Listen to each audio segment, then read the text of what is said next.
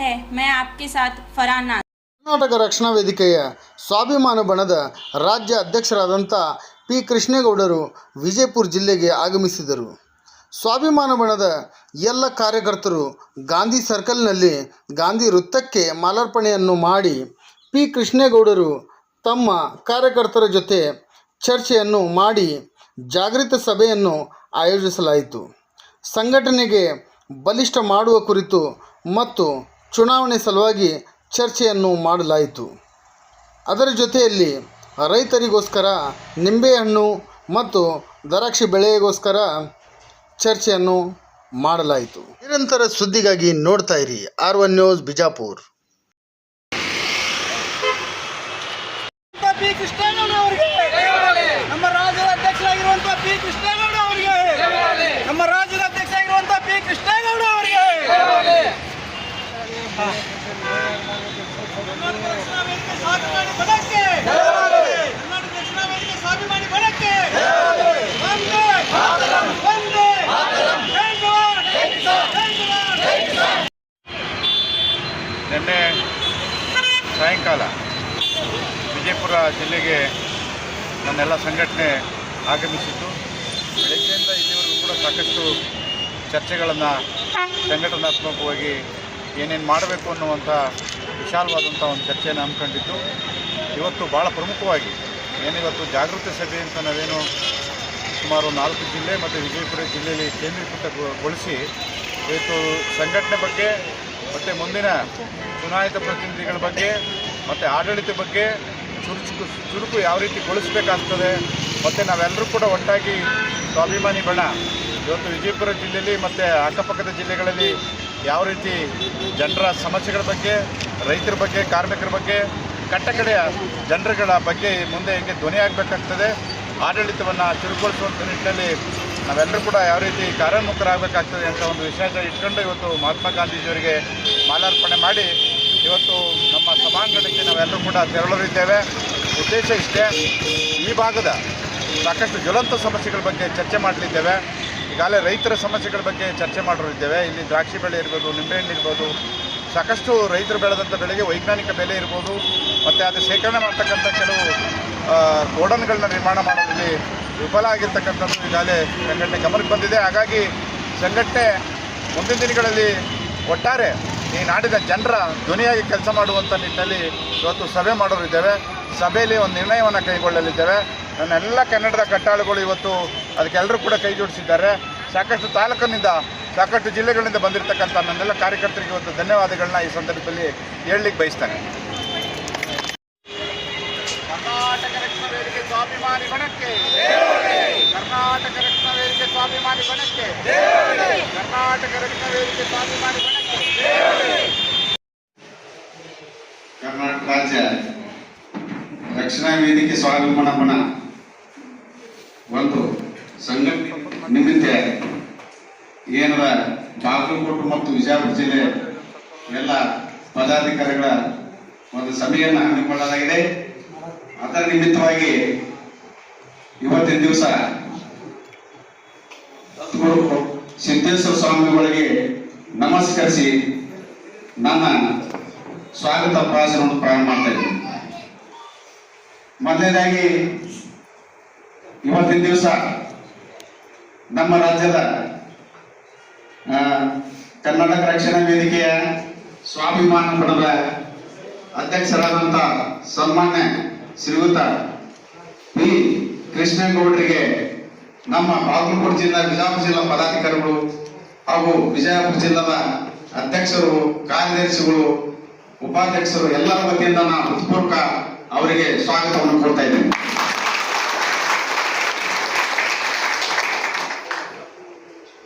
ನಂತರ ನಮ್ಮ ಇವರು ಹಿರೇಮಠ ಮೇಡಮ್ ಅವರು, ಅವರಿಗೆ ಸಹಿತ ಹೃತ್ಪೂರ್ವಕ ನಮ್ಮ ಸಂಘದ ಪದಾಧಿಕಾರಿಗೆ ಸ್ವಾಗತವನ್ನು ಕೊಡ್ತಾ ಇದ್ದೀನಿ. ಮತ್ತು ಆ ನಂತರ ಬಾಗಲಕೋಟೆ ಅಧ್ಯಕ್ಷರು ಆಗಮಿಸಿದ್ದಾರೆ ಈ ಸಂಘಟನೆ ಸಭೆಗೆ. ಅವರಿಗೆ ನಾನು ತುಂಬಾ ಎಲ್ಲ ತಮ್ಮ ಪದಾಧಿಕಾರಿಗಳು ಸ್ವಾಗತವನ್ನು ಕೊಡ್ತಾ ಇದ್ದೀನಿ. ಈ ಎಲ್ಲ ಕಾರ್ಯಕ್ರಮ ಬಹಳ ಒಂದು ಅಚ್ಚುಕಟ್ಟಾಗಿ ನಡಿಬೇಕಾದ ನಮ್ಮ ಜಿಲ್ಲಾಧ್ಯಕ್ಷರ ಕಾರಣ. ಅವರು ಜಿಲ್ಲಾಧ್ಯಕ್ಷರಾದಂತ ಶ್ರೀಮತಿ ಜಗದೇವ ಸಿ ಸೂರ್ವಶಿ ಅವರಿಗೆ ನಾನು ಎರಡು ಜಿಲ್ಲಾ ಪದಾಧಿಕಾರಿಗಳ ವತಿಯಿಂದ ಹೃತ್ಪೂರ್ವಕ ಸ್ವಾಗತವನ್ನು ಕೋರ್ತಾ ಇದ್ದೀನಿ. ನಂತರ ಈ ಗೌರವಾಧ್ಯಕ್ಷರಾಗಿ ಆಗಮಿಸಿದಂತ ಶ್ರೀಮತಿ ಅನುಸೂಯ ಮಲ್ಲಪ್ಪ ಹಿಟ್ನಾಳಿ ಅಜ್ಜಿಯವರಿಗೆ ಸಹಿತ ತಮ್ಮ ವಿಜಯಪುರ ಮತ್ತು ಬಾಗಲಕೋಟೆ ಜಿಲ್ಲೆಯ ಪದಾಧಿಕಾರಿಗಳ ವತಿಯಿಂದ ಹೃತ್ಪೂರ್ವಕ ಸ್ವಾಗತವನ್ನು ಕೋರ್ತಾ ಇದ್ದೀನಿ. ನಂತರ ಈ ಸಂಘಟನಾ ಕಾರ್ಯಕ್ರಮಕ್ಕೆ ಈ ಪದಾಧಿಕಾರಿಗಳನ್ನು ಆಗಮಿಸಿದ್ದಾರೆ. ವಿಜಯಪುರ ಬಾಗಲಕೋಟೆ ಎಲ್ಲಾ ಜಿಲ್ಲಾ ತಾಲೂಕಾ ಮತ್ತು ಹೋಬಳಿ ಏನು ವಿಜಯಪುರ ನಗರ ಇತ್ತು ಎಲ್ಲರೂ ಪ್ರತಿಯೊಂದು ತಾಲೂಕಿನ ಆಗಮಿಸಿದ್ದಾರೆ. ಅದಕ್ಕೆ ಈ ಕರ್ನಾಟಕ ರಕ್ಷಣಾ ವೇದಿಕೆಯ ಒಂದು ಸ್ವಾಭಿಮಾನದ ಬಣದಿಂದ ವತಿಯಿಂದ ಅವರಿಗೆ ನಾನು ಹೃತ್ಪೂರ್ವಕವನ್ನು ಸ್ವಾಗತವನ್ನು ಮಾಡ್ತಾ ಇದ್ದೀನಿ.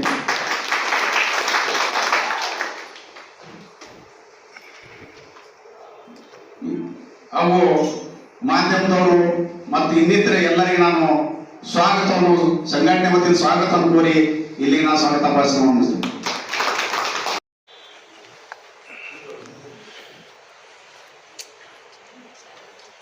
ಅದರಂತೆ ಬೇಗನೆ ನಮ್ಮ ರಾಜ್ಯಾಧ್ಯಕ್ಷರಿಗೆ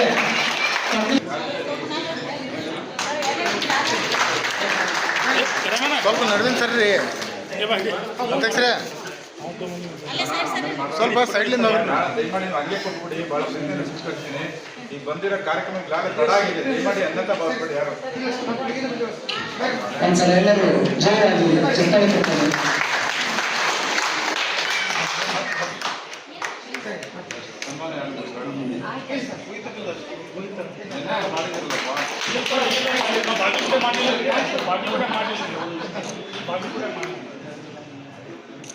ಅದರಂತೆ ಬಾಗಲಕೋಟೆ ಜಿಲ್ಲೆಯವರು ಕೂಡ ಸತ್ಕಾರ ಮಾಡ್ತಾ ಇದ್ದಾರೆ. ಅಧ್ಯಕ್ಷರಂತೆ ಪ್ರಾಸ್ತಾವಿಕ ನಿರ್ವಹಣೆ ಕೇಳುತ್ತದೆ.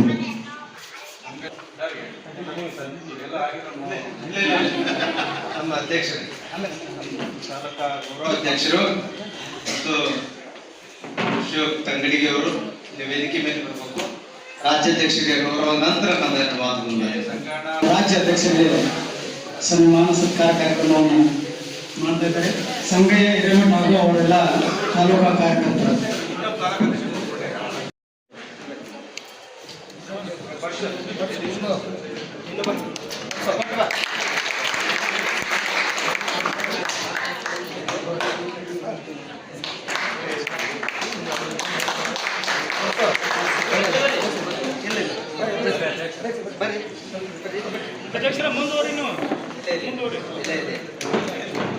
ಅಲ್ಲ ಏನ್ ವಿಷಯ ಕರ್ಕೊಂಡು ಅಂತ ವಿಚಾರ ಮಾಡಿ ನೋಡ್ಕೊಳ್ಳಿ. ಕುಕ್ಕರ್ ಕೊಟ್ಟ ಸೀರೆ ಕೊಟ್ಟಿಲ್ಲ ಯಾವ ಪ್ರಶ್ನೆ ಬರ್ಬೋದು ವಿಚಾರ ಮಾಡಿ ನೋಡ್ಕೊಳ್ಳಿ. ಹೆಣ್ಮಕ್ಳು ಯಾಕಪ್ಪ ಅಂದ್ರೆ ಒಂದು ಸೀರೆಗಾಗಿ ಯಾರು ಕೊಡ್ಬೇಕು ಸೀರೆ? ನಿನ್ನ ಗಂಡ ಕೊಡ್ಬೇಕು ಸೀರೆ. ನಿನಗ ಯಾರು ಉಡಿಸ್ಬೇಕು? ನನ್ನ ಹೆಂಡತಿಗೆ ನಾ ಕೊಡಿಸ್ಬೇಕು ಸೀರೆ. ಆದ್ರೆ ನಾವ್ ಏನ್ ಮಾಡ್ತೀವಿ ಸರ್, ಒಂದು ಸೀರೆಗೆ ನಾವು ಓಟ್ ಹಾಕೊಂಡ್ಬಿಡ್ತೀವಿ. ಇವತ್ತು ಹೆಂಗ್ ಕೊಟ್ಟಾರಪ್ಪ ಬಾಬಾ ಸಾಹೇಬ್ ಅಂಬೇಡ್ಕರ್ ಓಟ್ ಎಲ್ಲ ಹೆಂಗ ಕೊಟ್ಟಲ್ಲ. ಇವತ್ತು ಹೆಂಗ್ ನೋಡೋದು ಸರ್ ರಾಜಕಾರಣದಲ್ಲಿ ವಿಚಾರ ಮಾಡಿ ನೋಡ್ಕೊಳ್ಳಿ. ನಿಂತಿರುವಂತ ವ್ಯಕ್ತಿ ಜೈಲಲ್ಲಿ ಇದ್ರು ಕೂಡ ಅವ್ನಿಗೆ ಓಟ್ ಹಾಕ್ಬೋದು. ಆದ್ರೆ ನೀವು ಹಾಕುವಂತ ವ್ಯಕ್ತಿಗಳು ನೀವು ಜೈಲ್ ಹಾಕಿದ್ರೆ ಬಂದ್ ಹಾಕಕ್ಕ ಅವರಲ್ಲಿ ಎಷ್ಟು ವಿಚಿತ್ರ ಇತ್ತಲ್ಲ ಅಧ್ಯಕ್ಷರೇ. ಇದನ್ನ ಹೋಗಲಾಡಿಸ್ಬೇಕು ನಾವು.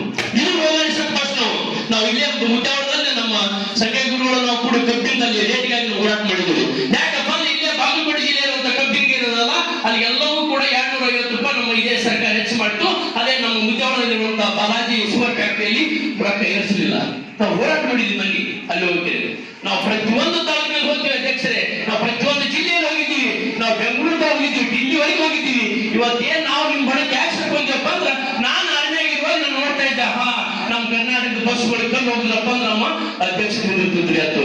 ನಮ್ಮ ಕರ್ನಾಟಕ ಬಸ್ ಗಡಿ ದಾಟುವಲ್ಲಿ ಏನಕ್ಕೆ ತಂಗೆ ಆಯ್ತಪ್ಪ ಅಂದ್ರೆ ನಮ್ಮ ರಕ್ಷಣೆ ಮುಂದೆ ಬಂದು ನಮ್ಗೆ ಖುಷಿ ಆಗ್ತಾ ಇತ್ತು. ಇವತ್ತು ನಮ್ಮ ಗುರುಗಳು ಮನೆ ಹೇಳಿದ್ರು ನನಗೆ, ಸರ್ ಗುರುಗಳು ನೀವು ಕಲ್ಲುದು ಅಷ್ಟೇ ಸಾಕು, ನಾನು ಬರ್ಬೇಕಂತ ಬಾಳ ಇತ್ತು. ಆದ್ರೆ ಕೈಯಲ್ಲಿ ಬರುವವನಿಗೆ ಏನಂತಾನ ಕೆಳಗೆ ತೋಡಿದ್ದಾರಂತ. ಅದಕ್ಕೆ ನಾ ಕೈಲಾರ ಬಂದಪ್ಪ, ನನಗೂ ಅದು ಯೋಗ್ಯತೆ ಇರಲಿಲ್ಲ. ಅದಕ್ಕೆ ನಾ ಕೈಲಾರ ನಿಂತ ಬಂದ್ಬಿಟ್ಟಪ್ಪ ಅಂದ್ರ ಅದೇನಂತಾರ ಅದಕ್ಕೊಂದು ಇದಾಗುತ್ತಾ. ಇವತ್ತು ನಮ್ಗೆ ಗುರುಗಳು ಇನ್ವೈಟ್ ಮಾಡಿದ್ರ ಬಂದು ಮುಂದಿನ ನಾನು ಹೇಳ್ತೀನಿ ಸರ್.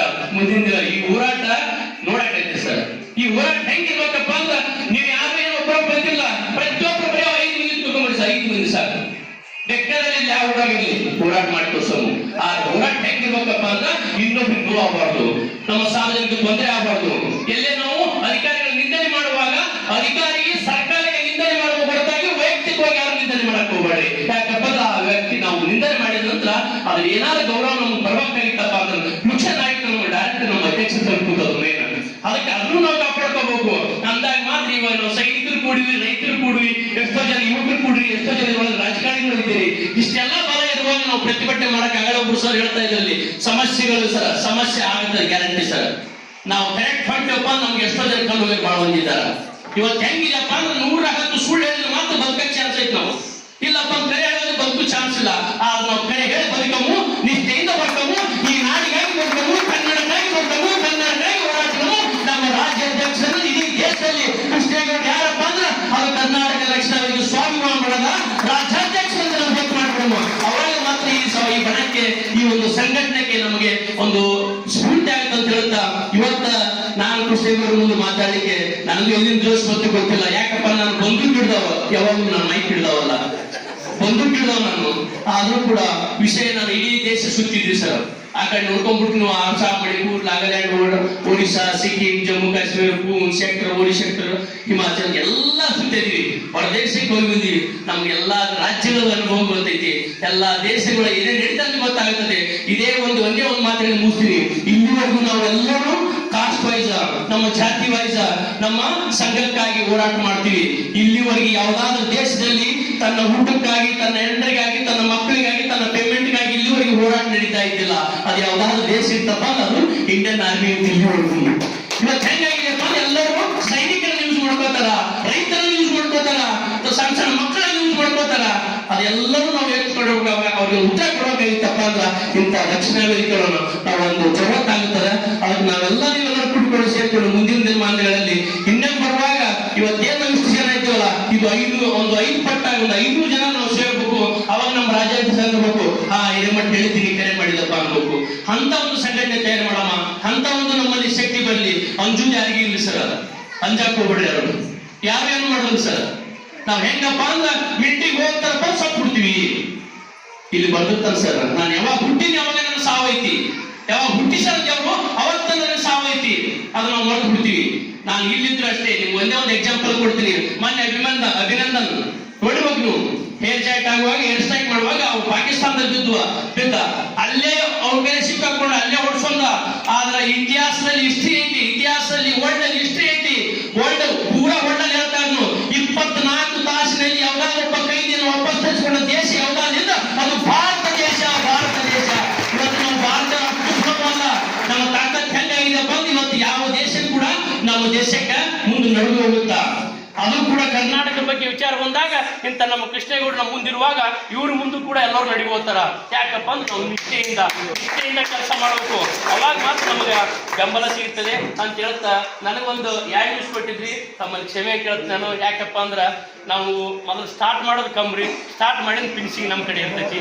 ನೀವು ಹೇಳ್ಬೋದಾದ್ರ ನೀವು ಫಿನಿಶಿಂಗ್ ಹೇಳಕ್ ನಿಮ್ಮ ಇಲ್ರಿ, ನಮ್ಗೆ ಸ್ಟಾರ್ಟ್ ಮಾಡಕ್ ಹೇಳಿದ್ರಿ. ಮೊದಲು ನಮಸ್ಕರಿಸುತ್ತಾ ಕರ್ನಾಟಕ ರಕ್ಷಣಾ ವೇದಿಕೆಯ ಸ್ವಾಭಿಮಾನ ರಕ್ಷಣಾ ವೇದಿಕೆಯ ರಾಜ್ಯಾಧ್ಯಕ್ಷರಾದ ಪಿ ಕೃಷ್ಣೇಗೌಡರಿಗೆ ಈ ಸಭೆ ವತಿಯಿಂದ ಧನ್ಯವಾದಗಳು ಸಲ್ಲಿಸುತ್ತಾ, ಬಾಗಲಕೋಟೆ ಜಿಲ್ಲೆಯ ನಮ್ಮ ಅಧ್ಯಕ್ಷರಾದ ಗಂಗಾಧರ ಉಗ್ರಾಣ ವತಿಯಿಂದ ಈ ಸಂಘಟನೆ ಸೇರಿ ನಾವು ಸುಮಾರು ಒಂದು 2 ರಿಂದ 3 ತಿಂಗಳು ಸರ್ ರೀಸೆಂಟ್ಲಿ ನಾವು ಬಾಗಲಕೋಟೆ ಜಿಲ್ಲೆದೊಳಗೆ ಬರ್ತಕ್ಕಂಥದ್ದು ಇನ್ನೊಂದು ಇಲ್ಲ, ಈ ಕರ್ನಾಟಕ ರಕ್ಷಣಾ ವೇದಿಕೆ ಸ್ವಾಭಿಮಾನ ಇಲ್ಲ, ಇಡೀ ಸ್ಟೇಟ್ ಹೊರ ನೋಡುವ ಸಂಘಟನೆ ತೋರಿಸ್ತು ಅಂತ ರಾಜ್ಯದಲ್ಲಿ ಹೇಳ್ತೀವಿ. ಈ ಜೈ ಹಿಂದ್ ಜೈ ಕರ್ನಾಟಕ. ಕನ್ನಡಾಂಬೆಗೆ ಕನ್ನಡಾಂಬೆಗೆ ಪಿ ಕೃಷ್ಣೇಗೌಡರಿಗೆ ಕರ್ನಾಟಕ ರಕ್ಷಣಾ ವೇದಿಕೆ ಸ್ವಾಭಿಮಾನಿ ಬರಕ್ಕೆ, ಕರ್ನಾಟಕ ರಕ್ಷಣಾ ವೇದಿಕೆ ಸ್ವಾಭಿಮಾನಿ ಬರಕ್ಕೆ ಧನ್ಯವಾದಗಳು. ಕರ್ನಾಟಕ ರಕ್ಷಣಾ ವೇದಿಕೆ ಸ್ವಾಭಿಮಾನಿ ಬಣ ವಿಜಯಪುರ ಜಿಲ್ಲೆಯಲ್ಲಿ ಜಾಗೃತಿ ಸಭೆಯನ್ನ ಹಮ್ಮಿಕೊಂಡಿರ್ತಕ್ಕಂಥದ್ದು ಬಹಳ ಸಂತೋಷ ತಂದಿದೆ. ಕಾರಣ ಇಷ್ಟೇ, ಗಡಿಭಾಗದಲ್ಲಿ ಇಂಥ ಸಭೆಗಳು ಸಾಕಷ್ಟು ನಡೀಬೇಕು ಅಂತಕ್ಕಂಥದ್ದು ನಮ್ಮದು ಮೊದಲಿಂದ ಒಂದು ಕನಸು. ವೇದಿಕೆ ಮೇಲೆ ಆಸೀನರಾಗಿರ್ತಕ್ಕಂಥ ಎಲ್ಲ ಅತಿಥಿ ಮಹೋದಯರೇ, ತಾಯಂದಿರೇ, ತಾಲೂಕು ಘಟಕದ ಅಧ್ಯಕ್ಷರೇ, ಕಾರ್ಯಕರ್ತ ಮಿತ್ರರೇ, ವಿಶೇಷವಾಗಿ ಸಾಕಷ್ಟು ಜನ ಹಿರಿಯರು ಬಂದಿದ್ದಾರೆ. ನಾನು ಅವ್ರಿಗೆ ವಿಶೇಷವಾದ ಧನ್ಯವಾದಗಳನ್ನು ಹೇಳ್ತೀನಿ. ಅದ್ರ ಜೊತೆಗೆ ನಮ್ಮ ಯೋಧರು ಅವರು ಕೂಡ ಬಹಳ ಕ್ರಾಂತಿಕಾರಿ ಭಾಷಣವನ್ನ, ಅವರ ಅನಿಸಿಕೆ ಅಭಿಪ್ರಾಯಗಳನ್ನ, ಅವರ ನೋವು ನಲಿವುಗಳನ್ನ ವ್ಯಕ್ತಪಡಿಸಿರ್ತಕ್ಕಂಥದ್ದು ಇಂಥ ವೇದಿಕೆ ನಿಜವಾಗ್ಲೂ ಒಂದು ಅರ್ಥಪೂರ್ಣ ಅಂತ ನಾನು ಭಾವಿಸಿದ್ದೇನೆ. ಅದ್ರ ಜೊತೆಗೆ ಇಷ್ಟೆಲ್ಲ ಮಾಡಲಿಕ್ಕೆ ಕಾರಣಭೂತನಾದಂತನು ಲಕ್ಷ್ಮಣ. ರಾಮ ಸಲಹೆ ಕೊಡ್ತಿದ್ದ, ಲಕ್ಷ್ಮಣ ಮಾಡ್ತಾ ಇದ್ದ. ಅದ್ರ ಜೊತೆಗೆ ನನ್ನ ಜಿಲ್ಲಾ ಸಮಿತಿ ಹೆಸರುಗಳು ಹೇಳಲಿಕ್ಕೆ ವೇಳೆ ಎಲ್ಲರೂ ಕೂಡ ಕಾತರದಲ್ಲಿದ್ದಾರೆ, ಹೋಗುವಂತ ಕಾತರದಲ್ಲಿ. ಹೀಗಾಗಿ ಹೆಸರುಗಳನ್ನ ಹೇಳಿಲ್ವಲ್ಲ ಅಂತ ಯಾರು ಅನ್ಯತ ಭಾವಿಸಬಾರದು. ಅದಕ್ಕಾಗಿ ಒಂದಷ್ಟು 5 ನಿಮಿಷಗಳನ್ನು ಕಳೆಯಲು ಬೇಡ, ಅಮೂಲ್ಯ ಸಮಯವನ್ನ ಒಂದು ಒಳ್ಳೆಯದಕ್ಕೆ ಬಳಸ್ಕೊಳ್ಳೋಣ ಅನ್ನೋದು ಉದ್ದೇಶದೊಂದಿಗೆ ನಿಮ್ಮೆಲ್ಲರಿಗೂ ಕೂಡ ವಿಶೇಷ ಧನ್ಯವಾದಗಳನ್ನು ತಿಳಿಸಿ, ಇವತ್ತೇನು ಜಿಲ್ಲಾ ಸಮಿತಿ ಸಕಟ ಜನರು ನೀವು ಇಲ್ಲಿದ್ದೀರಿ, ನೀವೆಲ್ಲರೂ ಕೂಡ ಹೆಚ್ಚಿನ ಜವಾಬ್ದಾರಿ ಇದೆ. ಮುಂದಿನ ದಿನಗಳಲ್ಲಿ ಹಿಂದೆ ಆದಂಥ ಘಟನೆಗಳನ್ನ ಯಾರು ಕೂಡ ಮಾಡದೆ ಮುಂದೆ ಬಲವಾದ ಸಂಘಟನೆಯನ್ನು ಕಟ್ಟುವಂತ ನಿಟ್ಟಿನಲ್ಲಿ ನನ್ನ ಲಕ್ಷ್ಮಣನ ಕನಸೇನಿದೆ ಅದನ್ನು ಈಡೇರಿಸುವಂತ ನಿಟ್ಟಿನಲ್ಲಿ ರಾಮ ಮಾಡ್ತಾನೆ. ಅದಕ್ಕೆ ಬೇಕಾದಂತ ವಾನರ ಸೇನೆ, ಆ ಸೇನೆ ಎಲ್ಲರಿಗೂ ಸಹಕಾರ ನೀಡಲಿ ಅಂತಕ್ಕಂಥ ಶುಭವನ್ನ ಕೋರೋದ್ರ ಜೊತೆಗೆ ಸ್ನೇಹಿತರೆ, ಸಾಕಷ್ಟು ಚರ್ಚೆಗಳಾಗಿದೆ. ಕರ್ನಾಟಕ ರಕ್ಷಣಾ ವೇದಿಕೆ ಸ್ವಾಭಿಮಾನಿ ಬಣ ಈ ರಾಜ್ಯದಲ್ಲಿ ಏಕಾಂಗಿಯಾಗಿ ಹೋರಾಟ ಮಾಡ್ತಾ ಬಂದಿದೆ. ಕಾರಣ ಇಷ್ಟೇ, ಸ್ವಾಭಿಮಾನಿ ಬಣ ಹೇಳಿ ಕೇಳಿ ನಾವೆಲ್ಲರೂ ಕೂಡ ಒಟ್ಟಾಗಿದ್ವಿ. ಆದರೆ ಸಂಘಟನೆ ವ್ಯಾಪಾರೀಕರಣಕ್ಕೆ ಹೋದಾಗ ನಾವು ಸಿಡಿದು ಮತ್ತೆ ಅವನಿಗೆ ಬುದ್ಧಿ ಹೇಳಿ ಈಚೆ ಬರುವಂತ ಸಂದರ್ಭ ಸೃಷ್ಟಿಯಾಯಿತು. ಹಾಗಾಗಿ ಸಂಘಟನೆ ಬಂದ ಮೇಲೆ ಸಾಕಷ್ಟು ಕ್ರಾಂತಿಕಾರಿ ಬೆಳವಣಿಗೆಗಳಾಗಿದೆ. ಬರೀ ಹೋರಾಟ ಮಾಧ್ಯಮಕ್ಕೋ ಪ್ರಚಾರಕ್ಕೋ ಪತ್ರಿಕೆ ಸೀಮಿತ ಆಗಲಿಲ್ಲ, ಸಾತ್ವಿಕ ಅಂತ್ಯಕಾರಣವರೆಗೂ ಹೋರಾಟಗಳನ್ನ ಮಾಡ್ತಾ ಬಂದಿದೆ. ನಮ್ಮ ಯೋಧರು ಹೇಳಿದಾಗೆ ಬೆಳಗಾವಿ ಧರ್ಮಸಿಂಗ್ ಮುಖ್ಯಮಂತ್ರಿ, ವಿಜಯಮೌರ್ಯ ಅಂತಕ್ಕಂಥ ಒಬ್ಬ ಮಹಾಪೌರ ಬೆಳಗಾವಿಯನ್ನು ಮರಾಠ ನಿರ್ಣಯ ತಗೋತಾರೆ. ಆ ನಿರ್ಣಯ ತಗೊಳ್ಳಂತ ಸಂದರ್ಭದಲ್ಲಿ ನಾವು ಅವನ್ನ ಎಚ್ಚರಿಕೆ ಕೊಟ್ಟು ಈ ಕೆಲಸಕ್ಕೆ ಕೈ ಹಾಕ್ಬೇಡ, ಕನ್ನಡಿಗರು ಯಾರು ಕೂಡ ಷಂಡ್ರಲ್ಲ, ಎಲ್ಲರೂ ಕೂಡ ಇಲ್ಲಿ ಮನೆಗೊಬ್ಬ ಧೀರ ಇದ್ದಾನೆ, ಅದಕ್ಕೆ ಕೈ ಹಾಕ್ಬೇಡ ಅಂತ ಹೇಳ್ತೀವಿ. ಆದ್ರೆ ಕೇಳ್ದೇನೆ ಅದನ್ನ ಮಾಡಿ ಮುಖ್ಯಮಂತ್ರಿಗಳ ಹತ್ರ ಅನುದಾನ ಕೇಳಲಿಕ್ಕೆ ಅಂತ ಎಲ್ಲೇ ಚಿಕ್ಕ ಬರ್ತಾನೆ ಶಾಸಕರ ಭವನಕ್ಕೆ. ನಾವು ಅವನು ಬೆಳಗಾವಿಯಿಂದ ಹೊರಟಂತ ಯಾವ ದಾರಿಯಲ್ಲಿ ಬರ್ತಾನೆ, ಅವ್ನು ಬೆಳಿಗ್ಗೆ ಒಂದು ಕೆಲಸ ಏನು, ಬೆಳಿಗ್ಗೆ ಎಲ್ಲೆಲ್ಲಿ ಹೋಗ್ತಾನೆ ಎಲ್ಲವೂ ಹಿಂಬಾಲಿಸಿ ಶಾಸಕರ ಭವನದಲ್ಲಿ ಅವನ್ನ ತಕ್ಕ ಪಾಠವನ್ನು ಮಸೀವು ಮುಖೇನ ತಕ್ಕ ಪಾಠವನ್ನ ಕಲಿಸ್ತೀವಿ ಅವನಿಗೆ. ಮತ್ತೆ ಕನ್ನಡವನ್ನ ಹೇಳ್ಕೊಡ್ತೀವಿ ಅವನಿಗೆ, ಕನ್ನಡದಲ್ಲಿ ಮಾತಾಡುವ ಅಂತ ಹೇಳಿ. ಅವ್ನು ಹಂಗೆ ಬಿಡ್ಲಿಲ್ಲ. ನಾವು ಏನೇನು ಪೂಜೆ ಮಾಡ್ಬೇಕು ಅದನ್ನೆಲ್ಲ ಅಷ್ಟು ಅರ್ಧ ಗಂಟೆಲೆಲ್ಲ ಮುಗಿಸ್ಬಿಟ್ವಿ ಅವನಿಗೆ. ಕಡೆಗೆ ಕನ್ನಡಿಗರಿಗೆ ಏನಂತ ಹೇಳಿ ಅವತ್ತು ಅವನಿಗೆ ಅರ್ಥ ಆಯ್ತು, ಇವರೇನು ಸಾಮಾನ್ಯದಲ್ಲ. ಯಾಕಂದ್ರೆ ಶಾಸಕರ ಭವನ ಬಹಳ ಸೂಕ್ಷ್ಮವಾದ ಜಾಗ, ಅಲ್ಲಿ ನಮ್ಮನ್ನ ಏನ್ ಬೇಕಾದ್ರೂ ಮಾಡಬಹುದು. ಯಾಕಂದ್ರೆ ಅಲ್ಲಿ ಬಹಳ ಅತಿ ಸೂಕ್ಷ್ಮವಾದಂತ ಜಾಗದಲ್ಲಿ ನಮ್ಮನ್ನು ಗುಂಡಾಕಿ ಕೊಲ್ಲಬಹುದು ಇಲಾಖೆ, ಆ ರೀತಿಯ ಅದು ವಾತಾವರಣ ಇರ್ತದೆ. ಅಂತಾದ್ರೂ ಒಳಗಡೆ ಹೋಗಿ ನಾವು ಶಾಸಕರ ಭವನದಲ್ಲಿ ಅವ್ರಿಗೆ ಮಸಿ ಬೆಳೆಯುವಂತ ಕೆಲಸ ಮಾಡ್ತೀವಿ. ಇನ್ನೊಂದು ಸವಾಲು ಆಗ್ತಾನ, ನೀವು ಅಲ್ಲೇನ್ ಮಾಡೋದು ತಾಕತ್ತಿನ ಬೆಳಗಾವಿ ಬಂದ್ ಮಾಡಿ ಅಂತ ಅವನ್ನ ಕರೆ ಕೊಡ್ತಾನೆ ನಮ್ಗೆ. ತಾಲೂಕು ಪಂಚಾಯತಿ ಮೇಲೆ ಹೋಗಿ ಅಲ್ಲೇ ನಿರ್ಣಯ ತಗೊಂಡಿದ್ದು, ನಾವು ನಗರ ಪಾಲಿಕೆ ಮೇಲೆ ಆರಿಸ್ತೀವಿ ಅಂತ ಹೇಳಿದ್ವಿ. ಆದ್ರೆ ನಾವು ಈ ಇಲಾಖೆಗೆ ಸ್ವಲ್ಪ ಗೊಂದಲ ಮಾಡಬೇಕು ಅಂತ ಹೇಳಿ ನಗರ ಪಾಲಿಕೆ ಮೇಲೆ ಆರಿಸ್ತೀವಿ ಅಂತ ಹೇಳಿ ಹೇಳಿಕೆ ಕೊಟ್ಟು ನಾವು 100 ತಂಡ ಬೆಂಗಳೂರಿಂದ ಹೋದಾಗ ಟೊಕ್ಕಾಲೆ ಸುತ್ತ ಪೊಲೀಸು 1000 ಜನ ಪೊಲೀಸ್ ಹಾಕೊಂಡಿರ್ತಾರೆ. ಆ ಪೊಲೀಸಿಗೆ ಕಣ್ಣು ತಪ್ಪಿಸಿ ಒಬ್ಬೊಬ್ಬರೇ ಬೆಳಗಾವಿಗೆ ಪ್ರವೇಶ ಮಾಡಿ ಅವತ್ತು ವಾತಾವರಣ ಹೇಗಿದೆ ನಮ್ಗೆ ಯಾರು ಹೇಳಿ ಕೊಡೋರಿಲ್ಲ. ಅವತ್ತು ಭಯದ ವಾತಾವರಣ, ಒಂಥರ ಗಡಿಯಲ್ಲಿರ್ತದಲ್ಲ ಆ ರೀತಿಯ ವಾತಾವರಣ ಬೆಳಗಾವಿಯಲ್ಲಿ ಅವತ್ತು ಒಂದು ರೀತಿಯಲ್ಲಿ ಆ ವಾತಾವರಣ ಸೃಷ್ಟಿಯಾಗಿತ್ತು. ಆದ್ರೆ ಯಾವುದೋ ಒಂದು ಹೋಟ್ಲನ್ನು ಒಂದು ಹೇಳಿಕೊಟ್ಟ ಮೇಲೆ ಬೆಳಿಗ್ಗೆ 7 ಗಂಟೆಗೆ ತಾಲೂಕು ಪಂಚಾಯತಿ ಮೇಲೆ ಕನ್ನಡ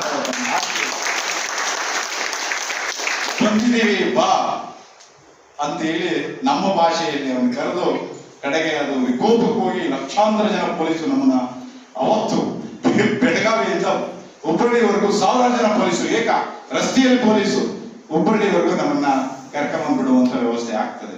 ಸಂಘಟನೆ ಯಾಕೆ ನಾನು ಈ ಮಾತನ್ನು ಹೇಳ್ತೀನಿ ಅಂದ್ರೆ, ಸಂಘಟನೆಗೆ ಇತಿಹಾಸ ಇಲ್ಲ ಅಂದ್ರೆ ಸಂಘಟನೆಗೆ ಎಲ್ಲೂ ಕೂಡ ಅದಕ್ಕೆ ಗೌರವ ಇಲ್ಲ ಅಂತಕ್ಕಂಥದ್ದನ್ನ ನಾವೆಲ್ಲ ಸಂದರ್ಭದಲ್ಲಿ ಹೇಳ್ತೀವಿ. ಇಂಥ ಸಾಕಷ್ಟು ಅಲ್ಲಿಂದ ಇಲ್ಲಿವರೆಗೂ